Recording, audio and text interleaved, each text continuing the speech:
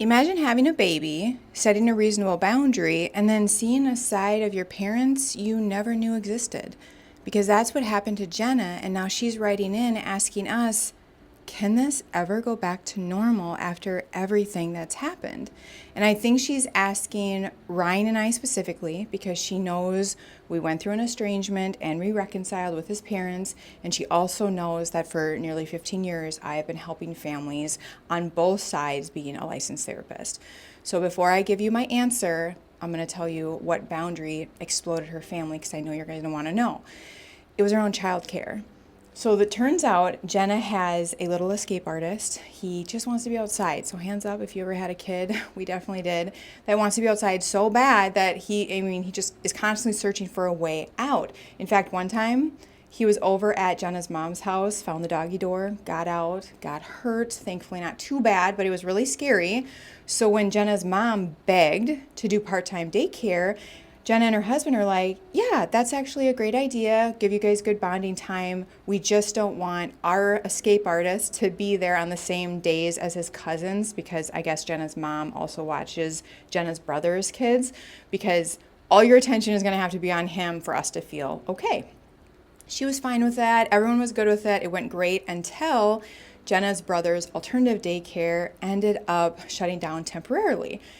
Now, Jenna and her husband, they were like, oh, thank gosh that my mom's available to watch the kids full time. They don't have to scramble. It's not like they have to take off work. They just simply said, whew, so lucky for you guys. We're just going to keep our little escape artist home, just until everything shakes out and it goes back to normal, and then we'll start bringing him back. Now, you would think Jenna's mom would be like, thanks so much for understanding. I know this is, whatever. I just kind of jumped the gun. I volunteered to watch them full time without talking to you, whatever.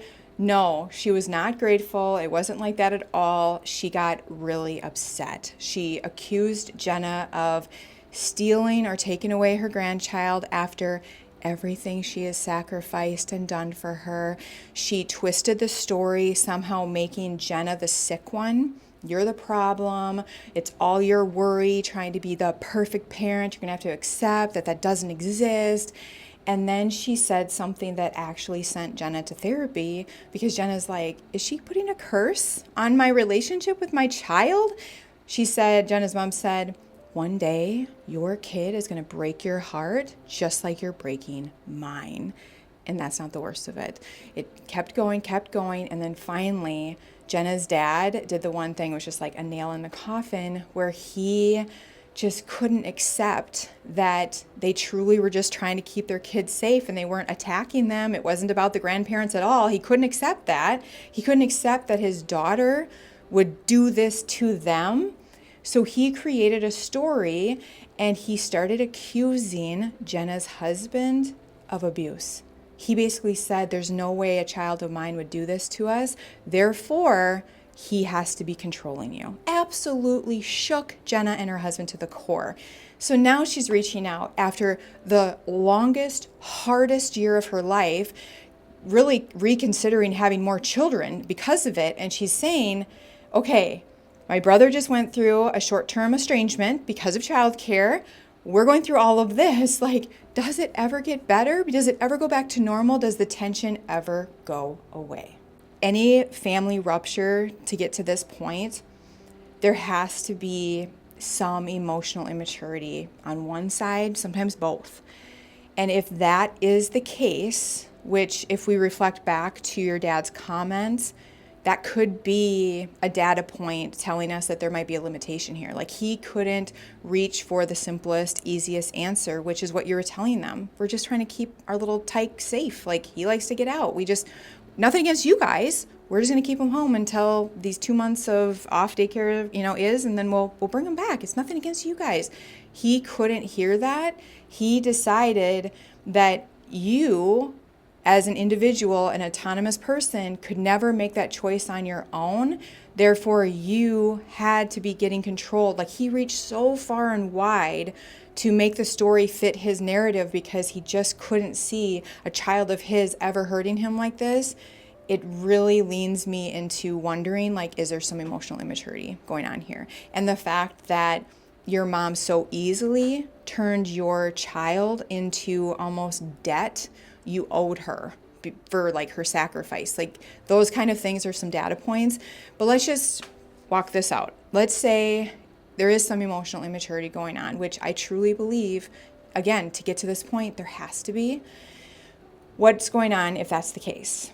Well, we know with emotional immaturity, it's stunted emotional development. They have a hard time with insight into their own behavior. They struggle putting themselves in other people's shoes. They have a rigidity in their own beliefs, and they take it as a personal attack if you don't follow like what they say to do. So depending on where they fall on the spectrum, as a child gets older, if their parents are emotionally immature, that can be really a big challenge for parents like this, because they don't see their child as an individual that can make decisions on their own like a full-grown adult. So even just making life choices starts to become a battle if you don't follow what they're telling you to follow, because they're taking it as an attack. Like, why wouldn't you listen to me? Like, this isn't computing. And then when you add on being a parent, again, it's like a personal attack if you don't listen to them. And so it's a cycle. And so does it go back to normal? Yes and no. Like, you most definitely can get to a place where you guys are all gathered at the table sharing, stories, celebrating holidays and birthdays and all that stuff. Absolutely, with appropriate boundaries. But in terms of going back to the place where you had the innocence of not knowing that this part, or maybe like a limited capacity, even existed with your parents, no. Like, once you see it, you can't unsee it. So the road ahead, what I expect for you is first a lot of grieving. And this takes a long time because you have to grieve the family you thought you had. Trust me, that takes a long time. Second, it's healing from the trauma. And ruptures like this, seeing different versions of your family members that you didn't know existed, it is a trauma. So healing from the trauma, then getting to a place where you accept reality. Okay, this is my family. Accepting, and then setting healthy boundaries that protect your sanity, protect your right to parent, that keep stress and drama low. And I really do hope at one point, once you and your husband do set your boundaries, that okay, this protects us. It also allows us to have a relationship with my parents, and it allows our children to have a relationship with their grandparents. Once you guys get to that place, I really hope that you will make a decision on whether or not you want more children based on your own wants and needs, not based on how you have lived this past year with your parents. Like, I don't want them to be the deciding factor. That would be very sad. So what advice do you guys have? Like, have you ever went through this where maybe you became an adult and you started making decisions that your parents didn't agree with, and all of a sudden you're like, holy crap, like, I didn't even know this version of you existed. How did you handle that? A lot of times it comes up when you have children and you start setting parenting boundaries that they don't agree with, and things erupt. So share with her in the comments how you dealt with it, and keep us posted, Jenna. I wish you the best.